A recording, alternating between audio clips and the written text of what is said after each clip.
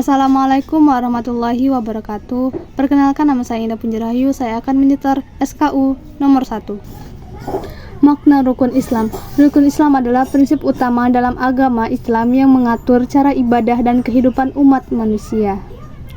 Rukun Islam adalah 5 perkara dasar dalam Islam yang menjadi syarat utama untuk menjadi seorang muslim yang sempurna.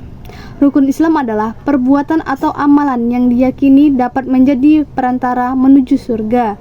Rukun Islam adalah sesuatu yang harus dilakukan oleh seseorang untuk memperoleh pengakuan sebagai seorang muslim.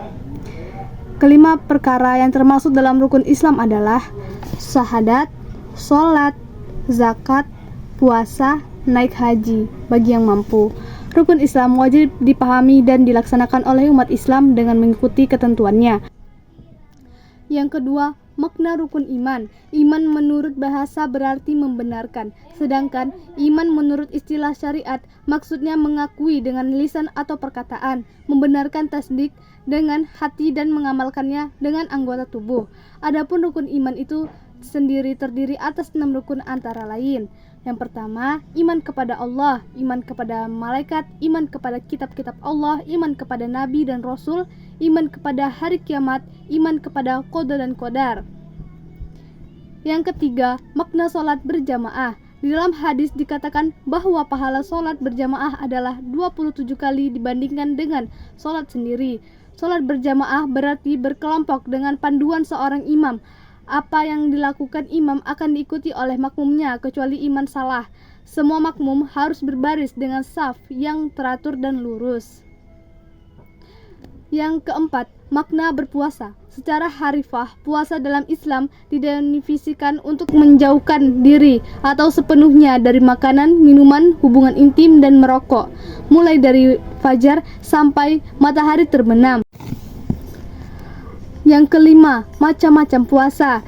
Yang pertama, puasa wajib. Puasa wajib yaitu puasa yang dilakukan pada bulan ke-9 dalam kalender Islam, yaitu bulan Ramadan. Dilakukan selama 1 bulan penuh dan diakhiri dengan sholat Idul Fitri. Yang kedua, puasa sunnah. Ada kalanya dianjurkan untuk melakukan puasa sunnah seperti tradisi Nabi Muhammad SAW di antara waktu A. Setiap hari Senin dan Kamis dari Minggu, B.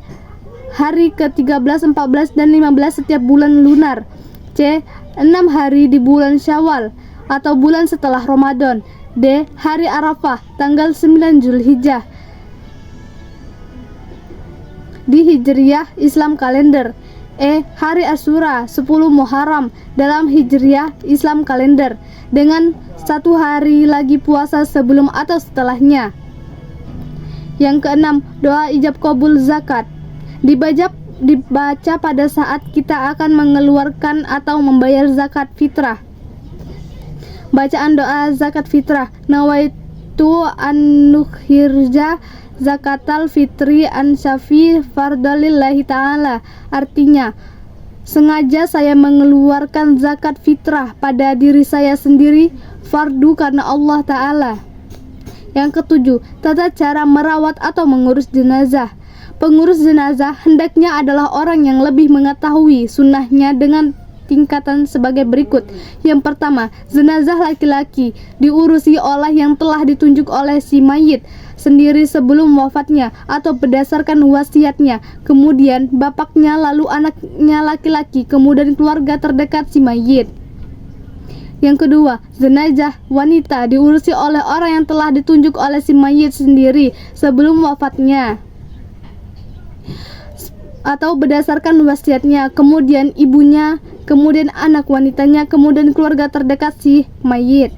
Yang ketiga, suami diperbolehkan mengurusi jenazah istrinya, begitu pula sebaliknya.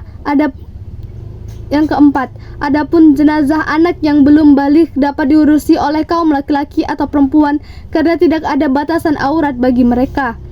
Yang kelima, apabila seorang lelaki wafat di antara kaum wanita atau tanpa ada orang lelaki muslimin pun bersama mereka. Yang kelima, apabila seorang lelaki wafat di antara kaum wanita tanpa ada seorang lelaki muslim ataupun berdasar mereka dan tanpa ada istrinya atau ibunya, demikian pula sebaliknya, maka cukup tayamumkan saja. Seorang muslim tidak diperbolehkan mengurusi jenazah orang kafir. Surah At-Taubah ayat 84. Kemudian hadis dan penjelasannya. Innamal a'malu binniyat adalah adatul hasr untuk innama membatasi, yakni menetapkan sesuatu yang disebut setelahnya dan menafikan sesuatu yang tidak disebut. Dengan demikian, hadis ini menunjukkan bahwa tidak ada amal perbuatan yang sah atau sempurna hukumnya kecuali berdasarkan niat. Cukup sekian penyetoraan SKU 1 saya. Wassalamualaikum warahmatullahi wabarakatuh.